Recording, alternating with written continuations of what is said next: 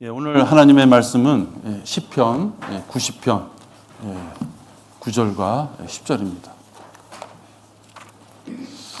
시편 90편 9절과 10절입니다.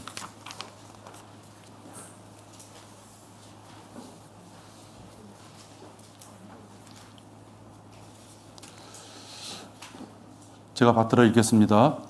우리의 모든 날이 주의 진노 가운데 지나가며 우리의 연수가 한갓 이야기처럼 지나가나이다.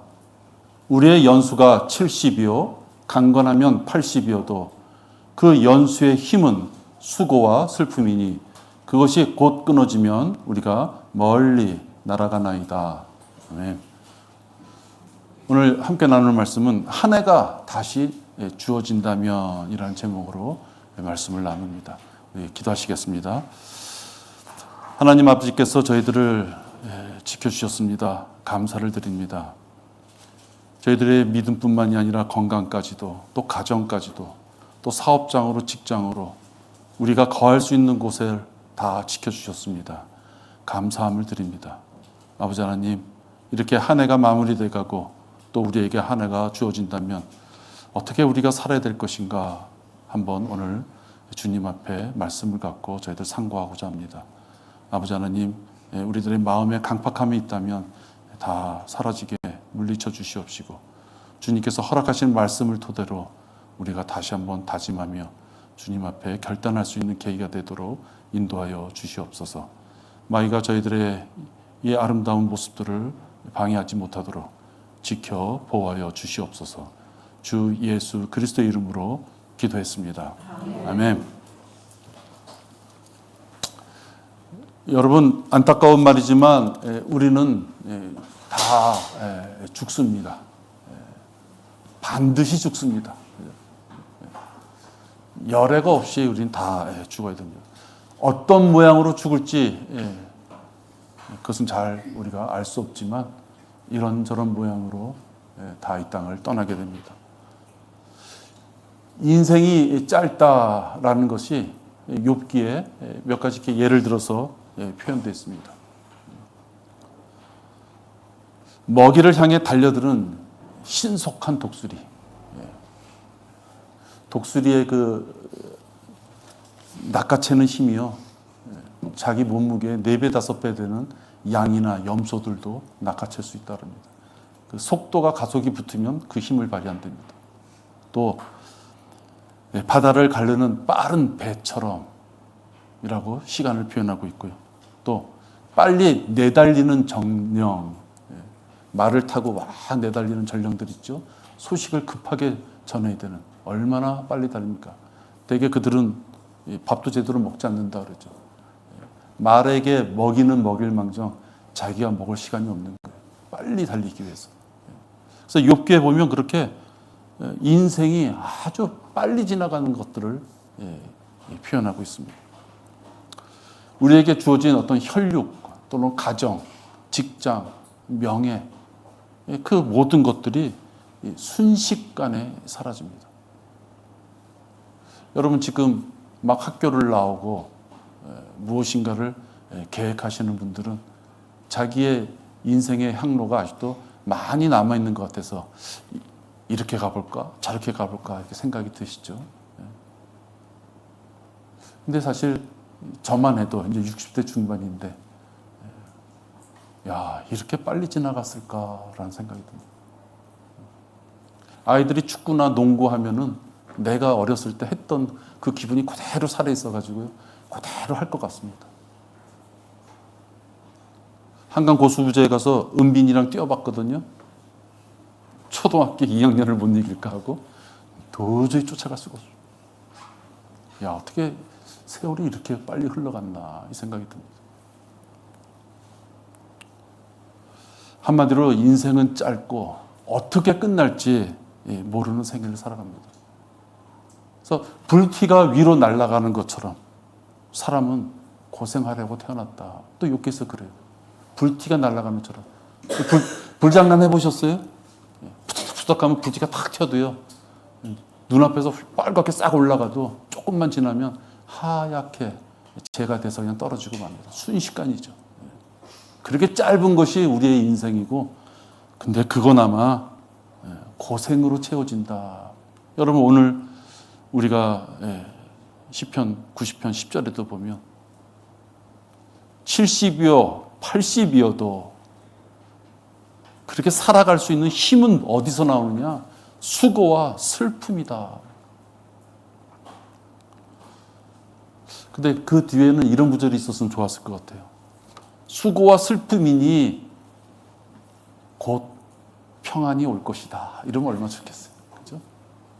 수고와 슬픔이니 곧 돈을 벌 것이다. 그렇게 되어 있지 않습니다. 짧은 인생 수고와 슬픔으로 열심히 살았더니 그것이 그나마 그 수고와 슬픔도 곧 끊어지면 멀리 날아간다. 우리의 생애가 무척 짧다는 것을 의미합니다. 23년 시작됐는가 했는데 벌써 오늘이 마지막 날입니다. 여러분이 금년 1년 동안 얼마나 많은 어떤 계획을 세우셨습니까? 근데 오늘이 마지막 날이에요. 저는 하나님께서 우리 교회에 베풀어 주신 것을 이렇게 보면, 제가 오늘 이렇게 오면서 생각해 봤어요. 1년 동안에 서울 선교 침례 교회, 이 교회에 하나님이 허락해 주신 것은 어떤 것이 있을까 했더니 너무 무궁무진합니다. 무궁무진해요. 여러분은 1년을 마무리해야 되는 오늘인데 여러분의 생애에는 하나님께서 여러분을 어떻게 다루셨는지 오늘 한번 잘 이렇게 살펴볼 수 있는 계기가 되기를 바랍니다. 어리석은 사람들은 몸도 상해가면서 잠도 자지 않고 못 먹는 술까지 먹어가면서 사귀고 싶지 않은 사람들까지도 애써 만나면서 열심히 최선을 다하면 자신이 언젠가는 부자가 될 것이다 이렇게 생각합니다. 세상 교육이 그렇게 시켰기 때문입니다. 열심히 달려가는 자는 성공한다. 최선을 다하는 자는 성공한다. 뭔가 그렇게 가르쳤기 때문입니다. 그리고 혹 그 부를 가졌다면, 착실한 자라면, 선한 자라면 그 부를 영원히 누릴 수 있을 것처럼 가르쳤습니다. 과연 그렇습니까? 그렇지 않습니다. 전혀 그렇지 않습니다. 숨이 가빠지고 사지가 마비되는 죽음이 언제 올지 모르는 것입니다. 건강할 때는 제가 이런 말씀을 드려도 하는 얘기겠구나 하지만 여러분, 진짜 이 죽음이라는 것은 누구에게든지 순서 없이 다가올 수 있습니다. 그렇기 때문에 이 한 해를 맞이해서 우리가 마감할 때 우리가 한번 자기의 삶을, 종점을 한번 이렇게 되돌아보는 그런 지혜가 있어야 됩니다. 누가복음에 보면 이런 말씀이 있습니다. 12장 16절에 있는 말씀인데요. 한 가지 비유로 그들에게 말씀하시기를 어떤 부자의 땅이 수확을 많이 내는지라 그가 속으로 생각하여 말하기를 내 곡식을 쌓아둘 곳이 없으니 내가 어떻게 할까 하고 말하기를 내가 이렇게 하리라 내 곡간들을 헐고 더 큰 곳으로 지어서 거기에 나의 모든 곡물과 물건들을 쌓아두리라. 그래도 이 사람은 성공했나 봐요. 그죠? 사업한다고 다 성공하는 거 아니죠, 여러분? 수많은 사람이 실패합니다. 세상의 기업체들도 신제품 하나 내면요, 한 20개 정도 신제품 내면 그중에 한 개가 성공할까 말까예요. 우리가 다 열심히 직장 나가고 사업장 나간다고 해서 반드시 성공하는 법은 없어요. 근데 여기서 보면 그래도 이 사람은 곡간들을 헐고 더 큰 것을 짓겠다 하는 거 보니까 성공한 사람인가 봐요. 19절에 보면 그리고 나서 내 혼에게 말하기를 내 혼아 내가 여러 해 동안 쓸 물건들을 많이 쌓아두고 편히 쉬고 먹고 마시고 즐거워하라 하리라 하였느니라. 이제 고생했으니까 이제 좀 누려보겠다 이 뜻이죠. 그러나 하나님께서 그에게 말씀하시기를 너 어리석은 자야. 오늘 밤 내 혼을 내게서 앗아가리니 그러면 내가 장만한 그것들이 누구의 것이 되겠느냐 하시리니. 그러므로 자신을 위하여는 보물을 쌓아두고 하나님 앞에 부여하지 못한 자는 다 이러하니라. 자신을 위하여 보물을 재물을 쌓고자 일생을 보낸 자들은 그가 혹 하나님 앞에 아무것도 한 것이 없으면 그러한 자는 어리석은 자다. 보통 우리 사회생활에서는 어리석은 자 그러면 크게 와닿질 않죠. 좋은 말이죠. 어떻게 보면 부드러운 말입니다. 멍청아, 그죠? 또라이 같은 놈아, 바보 같은 놈. 보통 우리 그렇죠. 멍청한 짓 하는 사람한테 너 참 어리석구나 그럽니까? 그러지 않아요. 근데 성경이니까 그래도 어리석은 자야 이렇게 표현합니다. 지금 읽은 말씀을 외면하고 100년, 1000년 자기가 살 것처럼 생각하는 것이죠. 이런 자들은 그리스도의 심판석을 준비하지 않는 자들입니다. 그리스도 심판석 가긴 가는 모양인데 당장에 내 주머니에 들어올 것을 생각했을 때 고려하지 않는 거죠. 그런 자들을 어리석은 자다 이렇게 부릅니다. 자기가 죽지 않을 것처럼 또 설령 그가 무엇인가 선한 일을 통해서 주변 사람들한테 존귀한 자라 이렇게 칭함을 받는다 할지라도 성경에서는 사람이 존귀할지라도 오래 살지 못하니 멸망하는 뭐와 같다 그랬어요? 짐승들과 같다. 동물들과 같다. 이 땅에서 몸 버려서 모든 것을 다해서 열심히 살아서 설령 그의 주머니에 든든한 재물이 들어온다 할지라도 하나님 앞에 쌓아둔 것이 없는 자들은 짐승들과 같이 어리석은 자다 이렇게 말씀하고 있습니다. 여러분 솔직히 말해보아요. 고생했다고 다 부자 됩니까? 아니, 취직했다고 다 사장 돼요? 이제 혜인자매님 저 취직하겠지만은 예? 간호사 들어가서요 수간호사 되는 거 쉽지 않습니다. 간호과장 되는 거 쉽지 않아요. 간호부장 되는 거요? 야 이거 쉽지 않아요. 근데 사회는 그렇게 가르치죠. 열심히 가르치면 그렇게 갈 것이다. 그죠? 열심히 그 직장, 그 사회생활에 네 몸과 네 정열, 네 힘, 에너지 다 쏟아부으면은 그렇게 될 것이다. 근데 성경에서는 그렇게 돼 보니 그래서 주변 사람들한테 명예를 얻고 권위를 얻어서 존귀한 자라고 칭해 보니 그가 하나님 앞에 내놓을 곳이 없을 때는 멸망하는 짐승들과 같은 어리석은 자다 이렇게 얘기하는 거예요. 입에 들어갈 것, 몸에 걸칠 것 그것 찾아다니다가 짧은 인생이 다 가면 그렇게 낭비하면 안 되는 것입니다. 오늘 시편 90편 10절의 말씀이 그 의미가 그런 것이에요. 70, 80 잘 살아도 수고와 고통과 슬픔 가운데 살라. 그것마저도 든든하게 쥐어잡지 못하고 곧 끊어지면 우리는 멀리 날아가는 것이에요. 1년 365일이 휙 하고 지나간 것처럼요. 여러분의 일생이 휙 하고 지나가는 거예요. 나도 그렇죠. 아까 말씀드렸잖아요. 내가 초등학교 2학년하고 달리기를 했는데 못 이기겠다니까요. 이것이 우리에게 주어진 현실이에요. 여러분 이것이 현실이에요. 오늘 12월 31일이고 금년의 마지막 날입니다. 하나님께서 허락하신다면 이제 몇 시간 뒤에 한 해가 우리에게 주어질지 몰라요. 하나님께서 허락하신다면 자동으로 오는 것이 아닙니다. 자동으로 내년 365일이 여러분들 보장된 것이 아니에요. 여러분 이제 20대라 그래서 보장되겠습니까? 여러분 지금 30대니까 내년 24년은 무조건 나에게 주어진 한 해가 될 것이야. 그렇게 생각하십니까? 그렇지 않아요. 너무나도 짧은 인생 후회 없이 살아야 됩니다. 그래서 여러분 내년을 맞이하면서 제가 여러분한테 이렇게 살아보자 하고 오늘 드리고 싶은 말씀들이 있는 거예요. 한 해가 다시 주어진다면 하나님의 명령을 완수하는 신실한 자가 되지 않은 것입니다. 여러분의 생애에 이제 24년이 하나님의 명령이 무엇인지를 귀를 기울일 수 있는, 그대로 한번 살아보고자 한번 결단해보는,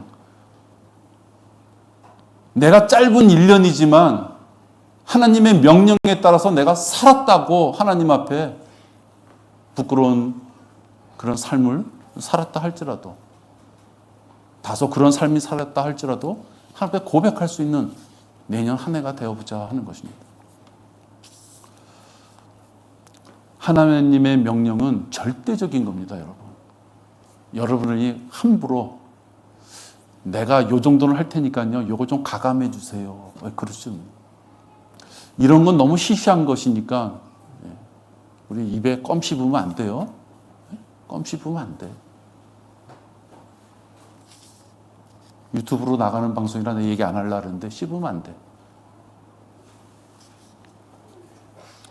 왕상 13장 18절에 보면요, 그가 하나님의 사람에게 말하기를, 여기서 보면 젊은 선지자가 나오는데 이 젊은 선지자가 하나님의 사람이다 이런 칭호를 받아요. 그러니까 얼마나 영광스럽습니까? 하나님의 사랑을 받는다. 이 하나님의 사람이라는 이 칭호를 받는 사람이 어떠한 실수를 했는지가 나오게 돼요. 왕상 13장 18절입니다. 그가 하나님의 사람에게 말하기를, 나도 당신과 같은 선지자라. 한 천사가 주의 말씀으로 내게 일러 말하기를, 그를 내 집으로 데리고 가서 그에게 빵을 먹이고 물을 마시게 하라 하였나이다 하였으나 그가 그에게 거짓말을 한 것이라. 이 잘못된 거짓 선지자가 이 하나님의 사람에게 너 우리 집에 가서 물도 먹고 빵도 먹고 좀 쉬었다 가라 이렇게 얘기하는 거예요. 얼마나 달콤한 얘기겠어요? 그래야 그가 그와 함께 돌아가 그의 집에서 빵을 먹고 물을 마시니라. 그들이 식탁에 앉았을 때 주의 말씀이 그를 데려온 선지자에게 임하니 그가 유다에서 온 하나님의 사람에게 외쳐 말하기를, 주가 이같이 말하노라.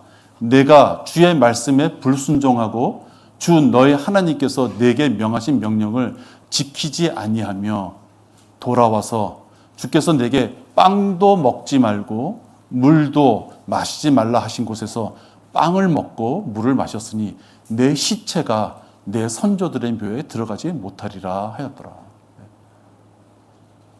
하나님의 명령에 따라서 힘든 일을 젊은 선지자가 했어요. 목숨을 걸고 했어요. 그리고 하나님께서는 그에게 도망갈 길을 마련해 주세요. 빵이나 물이나 먹지 말고 맞던 길로도 가지 말고 그렇게 해라. 근데 이 거짓 선지자, 늙은 선지자가 가서 거짓말을 한 것이죠. 이 구절의 젊은 하나님의 사람은 목숨을 걸고 하나님의 명령에 순종했지만 끝까지 신실하지 못해 결국 참혹한 죽음을 당하는 거예요. 여러분, 성경을 이제 이렇게 구약을 읽다 보면 그가 악한 자든 선한 자든 그의 죽음의 장소, 시체가 묻히는 곳이 어디다라는 것이 표현되어 있어요. 그죠? 선조들에게 돌아갔다. 어느 묘에 묻혔다. 그죠? 근데 지금 이 젊은 선지자는 길거리에서 행사했다 이 뜻이에요. 그냥 심장마비로 행사한 것이 아니라 사자에게 갈기갈기 찍혀 죽어서 길거리에서 행사, 무덤도 찾을 수 없는, 이게 그 뜻이에요.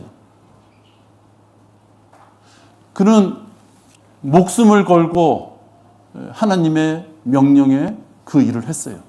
근데 그 이후에 하나님께서 하지 말라는 게 기껏 뭐예요?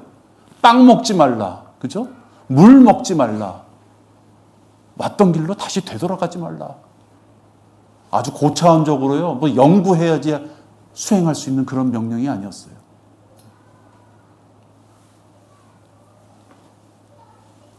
그는 빵과 물과 그 선지자의 말을 따라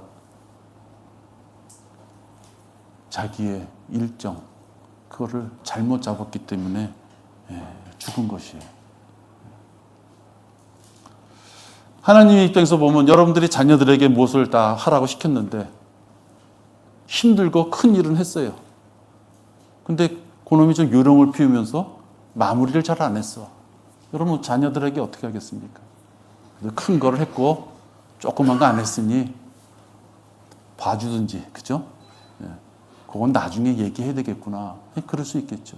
그게 인간적인 생각이에요. 하나님은 그러시지 않는다는 거예요.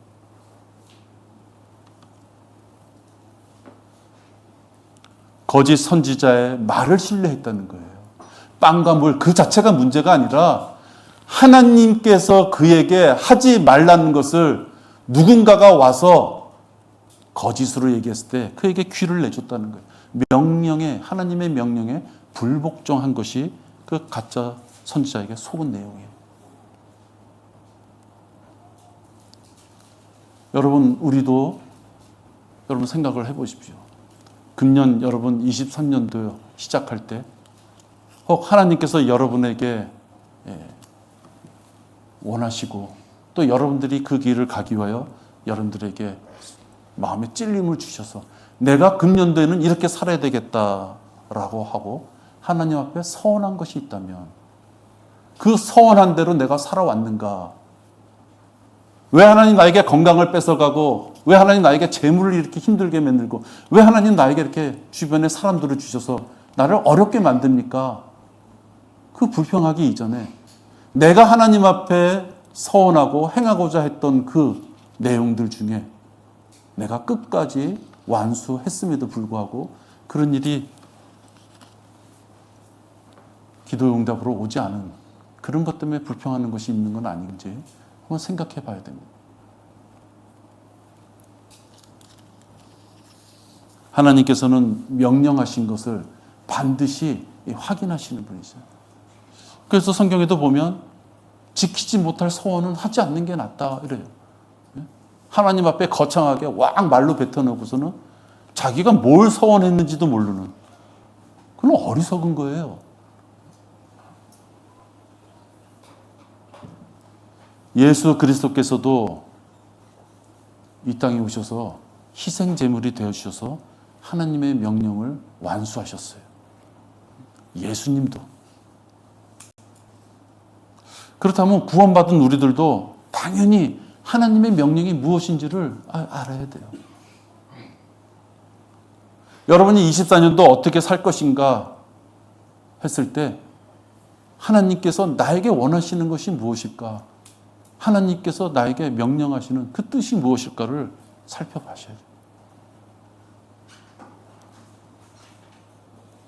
세상 것들에 묶여서 어리석게 굴지 말아야 됩니다. 이 세상 것들이요, 여러분 노력하면 약간의 건강과 돈이 올지 몰라요. 그러나 놓치는 게 있어요. 하나님 앞에 헌신할 수 있는 그 시간이 날아가는 거예요. 여러분 70이와 80이라는 이 한평생 중에 밥 먹고 자고 그죠? 직장 나가야만 되고 그 나머지 시간, 그 몇 시간 중에 하나님의 뜻을 행하고자 여러분이 행한 것이 있다면 그것이 여러분 상과 유업으로 여러분에게 주어지는 것이에요. 24시간 하나님의 일 하셔야 됩니다. 그 뜻이 아니에요. 주무실 거 주무시고 일할 거 있으면 일하시고 운동할 거 있으면 운동하시고 여러분의 시간 중에 여러분이 마음대로 여러분이 자유의지를 갖고 여러분이 쓸 수 있는 시간이 있다면 그 시간을 어떻게 쓰느냐 하는 것입니다. 각자에게 내려진 하나님의 명령이 무엇인지를 알려면 진리의 영이신 성령님께 여러분들 기도하며 나가 행하실 나에게 주실 것이 무엇인지를 계속 알아보셔야 돼요. 요한복음 16장 13절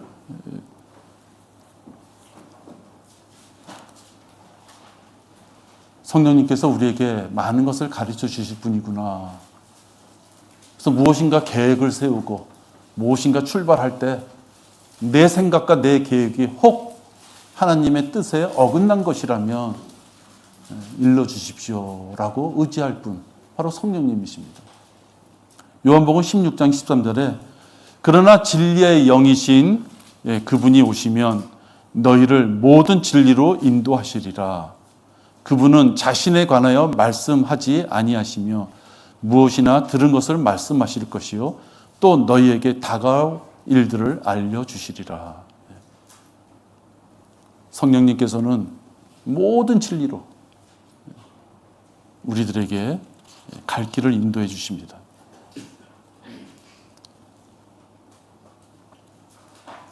자신에 관하여 말씀하지 아니하시며 무엇이나 들은 것을, 그러니까 하나님의 뜻 가운데서 우리에게 인도하시는 것이에요. 성령님의 생각보다 하나님의 뜻 가운데서.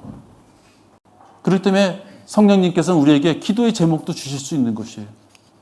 너의 형편을 보니 하나님 앞에 이렇게 기도하면 하나님이 그 뜻 안에서 너의 기도에 경청해 주실 것이다. 인간적인 욕심, 내 삶의 어떤 편안함, 그 기도 이전에 하나님께서 원하시는 뜻이 무엇일까? 성령님이 나에게 일러주신다는 것. 단 여기서 조심할 게 하나 있습니다. 성령님이 일러주셔서 자기 마음속에 아 이게 하나님의 뜻이구나 하고 내적으로 확신이 올 때가 있어요. 이 길을 가야지. 그런데 그것이 하나님의 말씀과 어긋날 때 내가 기도하면서 빡뜩 생각이 떠올랐어요. 와 이게 기도하는 중에 하나님의 뜻인가 보다. 그런데 그것을 가만히 보니까 그 길이 가는 게 하나님이 주신 이 말씀과 어긋나. 그러면 여러분 그거는 쫓아가면 안 되는 거예요. 그거는 성령님이 주시는 것이 아니에요. 성령님은 A, 하나님은 B. 성령님이 이번엔 내 말대로 A로 가봐. 그 뜻이 아니에요. 그죠? 성령님도 하나님의 뜻 가운데서 하나님의 말씀 가운데에서 우리들에게 중보 기도를 해주시고 우리에게 안내를 해주시는 분이에요. 전혀 하나님과의 의도에 틀릴 수가 없어요. 그러니까 기도하는 중에 우리가 혹 하나님의 뜻이라고 마음에 바꿔서 행하고자 하는 것이 말씀과 어긋날 때는 그는 악한 영이 주는 생각인 거예요. 그걸 구별할 수 있어야 돼요. 24년 한 해가 우리에게 진짜 360월이 주어진다면 여러분 하나님의 명령을 찾아내십시오. 성령님께 의뢰하고 기도하면서 나에게 주는 하나님의 명령, 24년도에 나에게 주는 하나님의 명령, 내가 어떻게 살기를 원하십니까? 그 명령을 찾아내고 작은 일에서부터 하나님 앞에 신실하게 행하는 그러한 한 해가 되길 바랍니다. 또 하나 한 해가 주어진다면 여러분 복음을 전파하는 신실한 구령의 그 일꾼으로 내년 한 해가 시작되는 그런 해가 되었으면 좋겠습니다.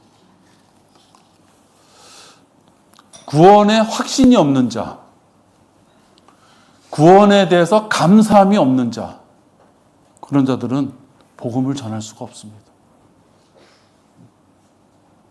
지옥 갈 자가 지옥에 가지 않고 하나님의 자녀가 돼서 셋째 하늘 그 새 예루살렘에 가게 됐어요. 그게 얼마나 기쁩니까?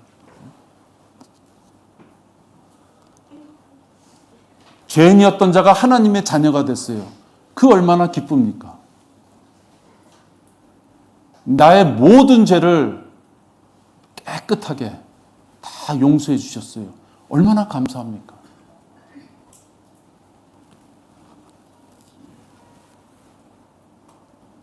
그 감사함이 진정일 때, 그 감사함이 마음속 깊은 곳에서부터 우러나오는 자, 그런 자만이 복음을 전할 수가 있어요. 왜? 복음 전하다 보면요, 매번 그런 건 아니지만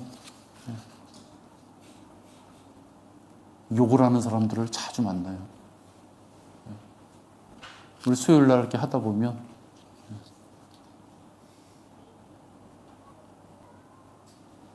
와 진짜 험상궂은 욕하시는 분들이 있어요. 그러면 구령하는 분이 바보입니까? 구령하는 자리에 안 나가면 세상 사람들한테 욕먹을 일 없어요. 왜 전합니까? 나를 구원시켜 주신 그 예수님께서 이 땅에 오셔서 하나님의 말씀대로 모든 일을 완성하고 하늘에 올라가신 것처럼 이제 우리도 우리의 입술을 통해서 복음을 전해야 되는 그 사명감이 우리한테 있는 거예요. 직장 잘 되게 해달라고, 내 자녀들 이번에 잘 되게 해달라고. 필요한 내용들이죠. 필요한 내용이에요. 그러나 더 중요한 것은 내가 하나님 앞에 어떻게 설 것이냐, 어떻게 서게 될 것이냐, 그걸 생각해 볼 수 있는 지혜가 있어야 된다는 거예요.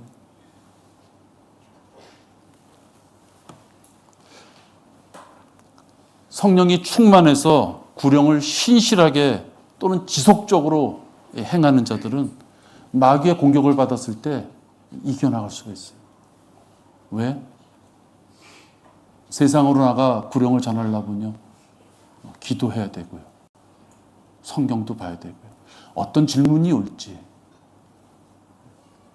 또 요즘은 사람들이 뭐라고 그러는지 준비를 하잖아요. 그냥 부탁대고 나갑니까? 덜렁덜렁대고 부탁대고 나가요? 그렇지 않아요, 여러분. 기도하고 준비하고 그 시간에는 구령 나가야 되기 때문에 다른 생활들을 다 정리하고 그 시간을 빼는 거죠, 자기의 생애에서.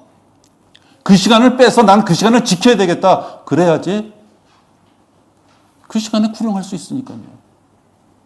그게 건성으로 되는 것이 아니다 하는 거예요. 사모하고 준비하고 철저히 마음가짐을 가졌을 때 하나님께서 군사로 쓰시는 거예요. 그냥 나갔다는 마귀한테 죽는 거예요. 그냥 나갔다는 욕지거리 몇 소리 들으면은 그다음부터는 못 나가요. 준비하고 단단히 마음가짐을 했기 때문에 그 소리 들었어도 서로 웃으면서 넘길 수 있는 거죠. 마귀에게 지지 않는 거죠. 그렇기 때문에 구령의 일선에 나가시는 분들은 마귀에게 공격했을 때 이겨나갈 수 있는 힘이 있는 거예요. 축구에도 보면 감독에 따라서 수비형이 있고 공격형이 있다 합니다. 대개 보면 수비형으로 전술을 짜는 팀이 진대요. 반드시 그런 건 아니죠. 대개 보면 그렇답니다. 공격형 팀이 이깁니다. 왜? 수비 잘해도 비기는 거예요. 이기려면 골을 넣어야 돼요.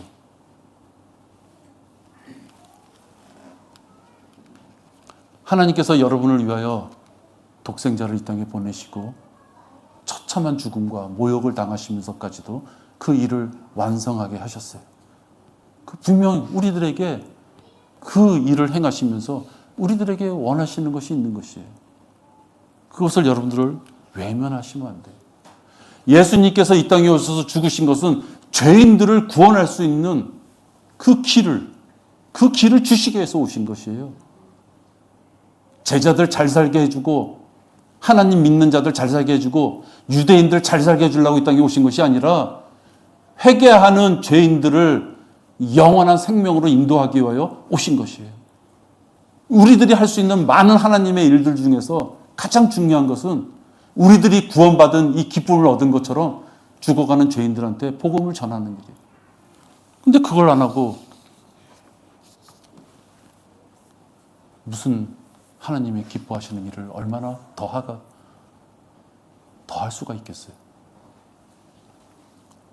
에베소 6장 15절에 보면요, 이 구령 복음을 전하기 위해서는 신을 신어야 된다 이렇게 표현했어요. 이 신이라는 것은 어디 우리가 나갈 때 되면 신을 신잖아요. 이제 준비하는 거예요. 영적 전쟁터로 나가기 위해서 신을 신는 거예요. 에베소 6장 15절에 화평의 복음을 준비한 것으로 너희 발에 신고, 화평의 복음, 구령을 하기 위해서는 신발에 잘 갖춰서 신어야 된다. 죄인을 이겨려면 복음을 전할 준비가 되어 있어야 됩니다. 구령, 혼을 이겨오는 데서 간절한 기도가 있어야 돼요. 그래서 그 훈련을 겪어야만 됩니다. 세상의 군인들도 훈련을 해야죠. 각계 전투, 땅바닥에 기는 거, 철조망 밑에 지나가는 거, 총 쏘는 거, 그건 너무 하기 싫어요. 그렇지만 해야죠. 왜? 싸우려면, 죽지 않으려면 해야 되는 것입니다. 우리도 마찬가지입니다. 여러분이 지금 말씀을 전하는 그 구령은 전쟁터예요. 마귀가 움켜잡고 있는 그 세상에 링 위에 마귀가 올라오고 우리가 올라가는 것이 아니라 마귀의 세상에 우리가 들어가서 죄인들을 빼오는 전쟁을 하는 것이에요. 근데 어떻게 아무것도 안 합니까? 아무 준비도 없이 열정만 갖고 가면 됩니까?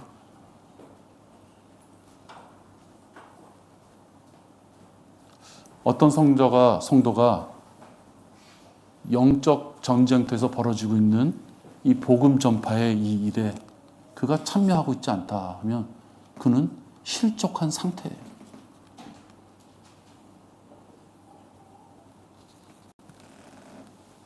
넘어져 있는 상태, 쓰러져 있는 상태다 하는 것입니다. 군인들도 전방에 있는 군인이 있고 후방에 있는 군인이 있어요. 후방으로 내려갈수록요, 군기를 어떻게 잡는지 아세요? 군복에 줄을 몇 줄을 넣느냐, 얼마나 다리미를 잘 대렸느냐. 총 들고 싸울 일이 없으니까 그냥 그러고 지내는 거예요. 누가 더 물광인지 불광인지 구두에다가 광을 잘 내느냐. 최전방으로 가보세요. 언제 줄 잡고 있을 때가 어딨어요? 휴가 갈 때, 1년에 한 번 정도 휴가 갈 때 좀 깨끗한 군복 입을까요? 성령의 칼을 다 내던져 놓고, 말씀은 내던져 놓고, 이제 내던져 놓으니 구령도 할 수가 없고, 겁이 나고, 준비는 안 돼 있고, 그러면서 하나님 앞에 자기의 생계를 위해서, 안위를 위해서는 기도하고, 뭐가 균형이 좀 맞아야죠. 난 맞아야 된다고 생각합니다. 우리들이 내민 복음 전도지 이 한 장 때문에 지옥에 갈 자가 하나님의 자녀가 됐어요. 내 입술로 복음을 전해서 그가 영적 기도하기까지 인도해 줬어요. 여러분 얼마나 기쁜지 아세요? 아시죠? 다 아실 거예요. 아무리 욕을 먹어서 침울한 날이 있을지 몰라도 누군가가 나의 입을 통해서 하나님의 자녀가 됐다 하면 그것처럼 기쁜 게 없습니다. 전하고 싶죠. 옆에 지체들한테 간증으로 나누고 싶습니다. 자랑이 아니라 너무 기쁘니까 그 기쁨을 같이 나누고 싶은 것이에요. 여러분들도 그 기쁨을 내년에 얻으시길 바랍니다. 우리에게 다 주어진 것이고요. 자격증이 있어서 그런 사람만 하는 것이 아닙니다.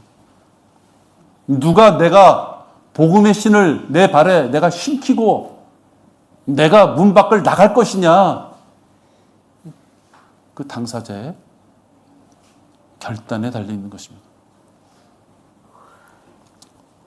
비록 오늘 여러분들의 앞에 LA교에서 작성한 거지만 24년도 성경 읽기 이 표를 드립니다. 하루아침에 갑자기 많은 걸 읽으면 체해요, 체해. 보니까 하루에 한 5장 정도 되는 꼴이에요. 여러분 그거 만만치 않습니다. 김경호 목사님은 야 1년에 그래도 2독은 해야지 그래서 웃으시면서 얘기하시던데 여러분들 1독 그거 쉽지 않아요. 한 번 놓치면 10장이에요. 그죠? 이틀 놓치면 15장이에요. 쉽지 않습니다. 여러분 오늘 꼭 가져가셨어요? 읽고 그 가운데 하나님께서 하시는 말씀을 자기 말씀으로 받을 수 있는, 그래서 하나님의 말씀을 자유자재로 사용할 수 있는 장성한 자, 그 자가 돼야지 내가 전쟁터 나갔을 때도 담대할 수 있는 거예요. 준비가 안 돼 있으면 나가고 싶어도 두려운 거예요.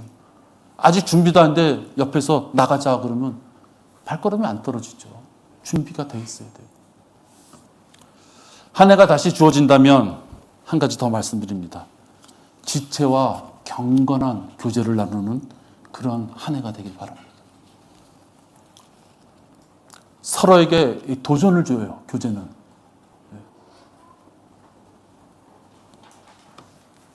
나는 비록 못했어도 옆에 있는 지체가 하나님의 일을 하는 걸 통해서 나도 저렇게 할 수 있어. 나도 저 지체 못지않아. 나도 할 수 있어. 달려갈 길을 달리는 거죠. 경주하는 것입니다. 왜 동일한 성령님을 모시고 있는데, 왜 동일한 성령님의 음성을 들을 수 있도록 저 지체도 영이 살아났고 나도 살아났는데 왜 나는 하나님 앞에 상과 유업을 쌓지 못하는, 왜 이렇게 나약한 삶을 살고 있느냐? 비교해 볼 수 있는 거잖아요. 도전의식을 가질 수 있는 것입니다. 그게 교제로서 이루어지는 거예요. 서로 배움의 기회를 가질 수 있습니다. 그리고 어려움을 서로 나눌 수 있어요. 우리들이 개인적으로 이 세상에 무슨 큰 능력이 있다고 어려움을 당한 우리 지체들한테 많은 걸 줄 수 있겠습니까? 그냥 한 가지 진짜 우리들에게 가지고 있는 능력 하나가 있어요. 여러분들이 다 가지고 있는 능력. 뭐냐? 자기 때와 연령, 성별, 그 때에 맞춰서요. 다 비슷비슷한 고난과 어려움 가운데서 다 우리가 살아간다는 것입니다. 내가 지금 건강에 이 문제가 있다면 나보다 더 오래 사신 분들은 내가 지금 내 몸에 있는 이 염려, 걱정이 그분은 10년 전, 20년 전 가지고 있을 수 있는 거예요. 그죠? 내가 지금 내 자녀가 말을 안 들어요. 그럼 할머니, 할아버지 쫓아가면 이미 말 안 듣는 자녀 때문에 속이 새까맣게 탔었던 경험이 있는 그분들의 경험을 들을 수 있는 거예요. 나는 이제 곧 예수님을 영접해서 하나님의 자녀가 됐어요. 지금 막. 내 마음은 뜨거워서 이렇게 하고 싶은데 눈치를 보니까 하면 안 될 것 같아. 그러면 왜 내가 자제해야 되는지. 먼저 구원받고 신앙생활 하신 분들한테 왜 이런 건 안 됩니까? 그러면 알려줄 거 아니에요. 예, 저도 그랬었는데 그렇게 하다 보면 실수가 납니다.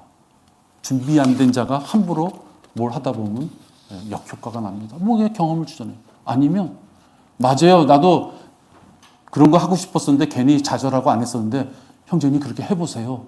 기회를 주면 또 배울 수 있는 거잖아요. 그게 교제로서 이루어지는 거예요. 그게 지체들 간의 교제로서 이루어지는 것입니다. 실패했을 때나 승리했을 때 매 순간 하나님께서 지체들에게 다양하게 역사해 주셨어요.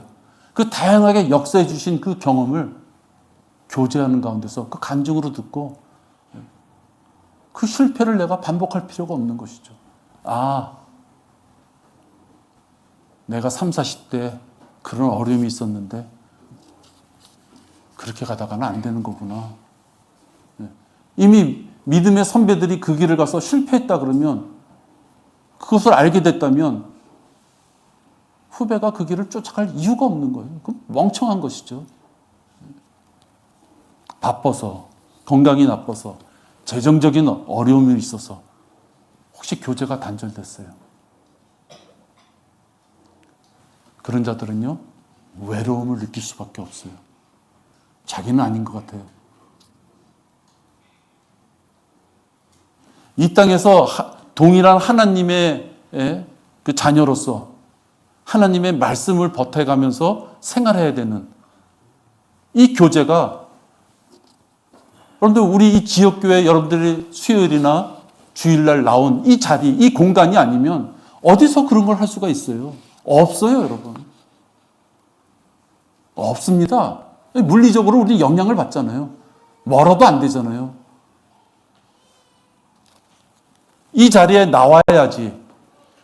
이 자리에 나와서 일주일에 한 번이라도 말 한마디라도 안녕하셨어요? 라고 말 한마디를 하더라도 이 자리에 나와야지 그런 교제를 통해서 하나님이 역사하신 여러 가지 방법을 자기가 배우고 느끼며 내 지체에게 했던 그 역사하심이 나한테 역사해 주실 수 있도록 기도할 수 있는 거죠. 외로움을 방치하면요, 마귀의 사소한 공격에도 쉽게 넘어지는 거예요. 성도끼리 서로 교제하면 마귀의 공격인 것을 금방 알아서 자매님, 형제님, 그것은 하나님의 말씀에 합당하지 않은 길입니다. 그 길 가시면 안 될 것 같습니다. 자기 혼자서는 판단할 수 없는 것을 기도하며 동일한 성령님을 모시는 지체들의 입을 통하여 자기에게 들려줄 수 있는 지혜를 얻게 되잖아요. 그 지혜를 얻지 못하고 혼자 매 순간 자기의 어떤 지적 능력을 가지고 무엇인가 올바른 길로 살아보겠다고 누군가가 노력하고 있다면 그 얼마나 고생이고, 그래 보니 사람의 생각으로 끝난다 하는 것입니다.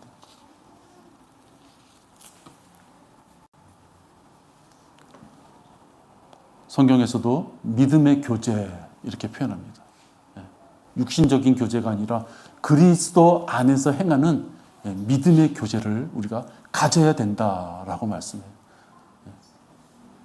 빌레몬서 1장 6절 7절을 보면요,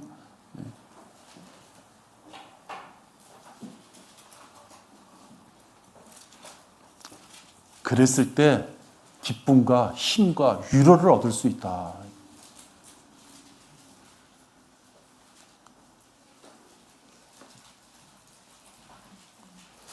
항상 기뻐하라. 우리 성경에 있는 그 말씀, 여러분들 많이 이렇게 묵상하시죠. 항상 기뻐하라. 근데 그 항상 기뻐할 수 있는 길을 하나 주시는 거예요. 항상 기뻐하라 했는데 그 중에 한 길을 주셔요. 이는 너희 믿음의 교제가 그리스도 예수 안에서 너희 안에 있는 모든 선한 것을 인식함으로 인하여 효과가 있게 하려 함이라. 믿음의 교제가 예수 그리스도 안에서, 그러니까 말씀 안에서 있는 교제를 얘기하는 거예요. 세상적인 교제, 형제들이 만나서 맨날 뭐 사회 얘기하고, 자매님들이 맨날 만나서 뭐 미정은 어디 갈까, 뭐 예를 들어서 화장품 뭘 쓸까, 그런 것이 아니라 그리스도 안에서의 교제가 믿음의 교제인데, 그렇게 했을 때는 효과가 있게 하려 함이라. 어떤 효과예요? 7절에 보세요.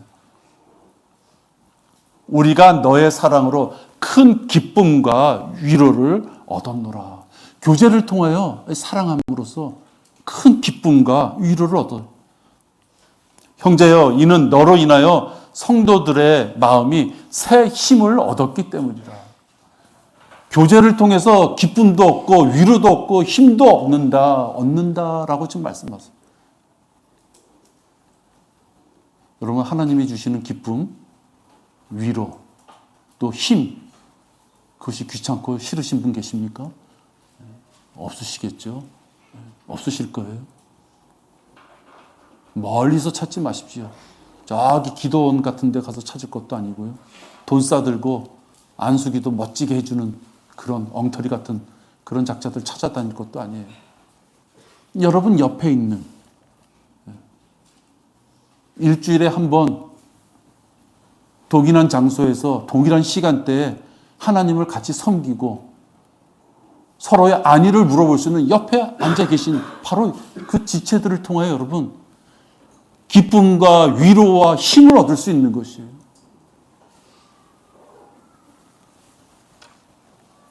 그런데 어떻게 이 교제를 외면합니까? 그죠? 그럴 수 없는 거죠.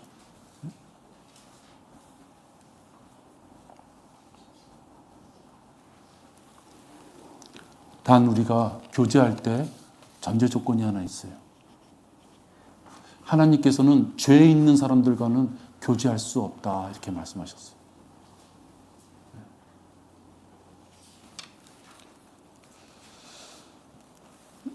그러나 그분이 빛 가운데 계신 것 같이 우리도 빛 가운데 행하면, 그분이 빛 가운데 말씀 안에 계신 것 같이 우리도 빛 가운데 있으면, 우리도 말씀 가운데 있으면 우리가 서로 간에 교제가 있게 되고,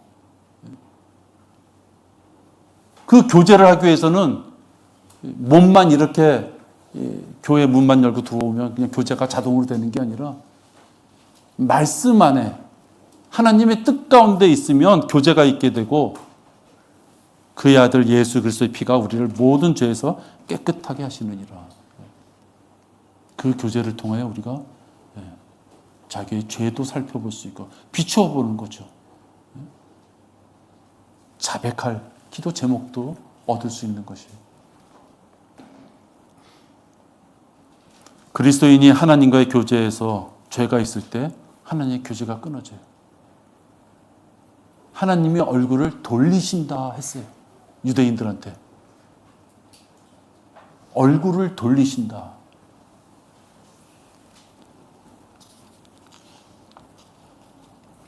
그런 거와 마찬가지로 성도 간의 교제에서도 죄가 있을 때는 교제가 이루어질 수 없다라고 지금 말씀하시는 거예요.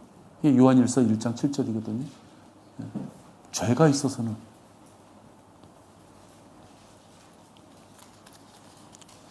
혹 지금 내가 교제가 어렵고 힘들다.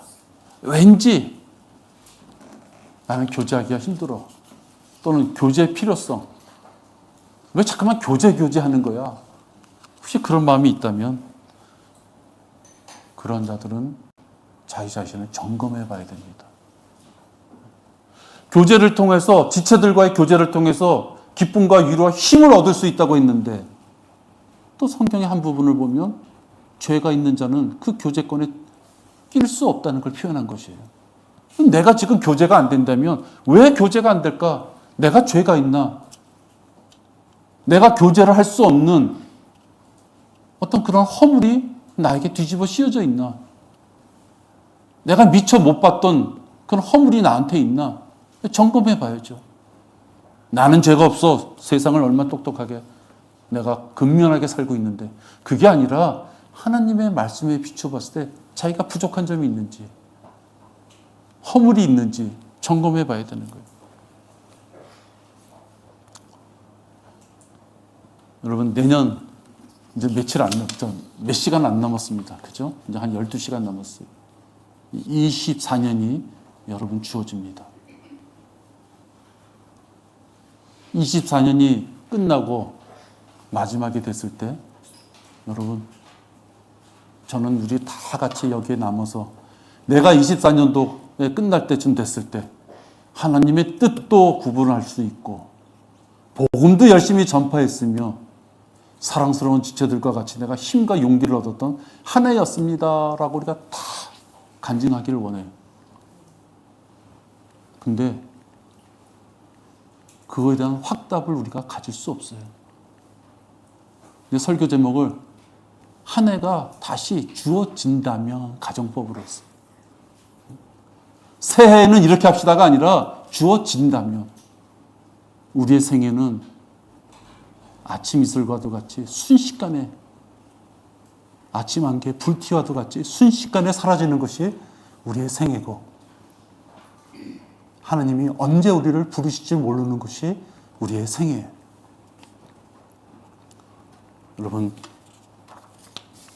오늘 몇 시간 안 남았지만 그동안 23년이 너무 바쁘고 힘들어서 자기 되돌아볼 수 있는 시간이 없었다면 오늘 몇 시간 남지 않은 시간이지만 되돌아보고 내년 1년 내 생애에 딱 1년 하나님 앞에 달려갈 길을 달렸노라고 고백하는 그 기쁨이 나와 여러분 모두에게 있기를 바랍니다.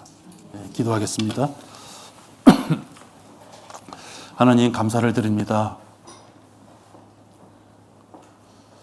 우리가 이렇게 살아오는 과정 속에서 하나님의 귀한 복음의 진리를 알고 구원받았고 또 우리가 상가 유업을 바라보기 위해 어떻게 살아야 되는지 또 상가 유업이 있고 셋째 하늘 우리의 거처에 우리가 어떠한 삶을 살게 될지 이 놀라운 진리의 지식을 주셔서 오늘도 소망 가운데 살 수 있음을 감사를 드립니다. 24년 우리에게 주어진다면 주님 칭찬받는 한 해가 되기를 우리는 원합니다. 내 생각과 내 뜻과 내 욕심으로 사는 한 해가 아니라 하나님의 말씀이 나를 주관하는 그런 한 해가 되기를 원합니다. 연약한 우리들 믿음을 지켜주시고 또 우리가 서운한 것이 있다면 그 결단도 지켜주셔서 아버지 하나님 멋지고 하나님 앞에 자랑스럽고 칭찬받을 수 있는 그 귀한 한 해가 되도록 인도하여 주시옵소서. 주 예수 그리스도 이름으로 기도했습니다. 아멘.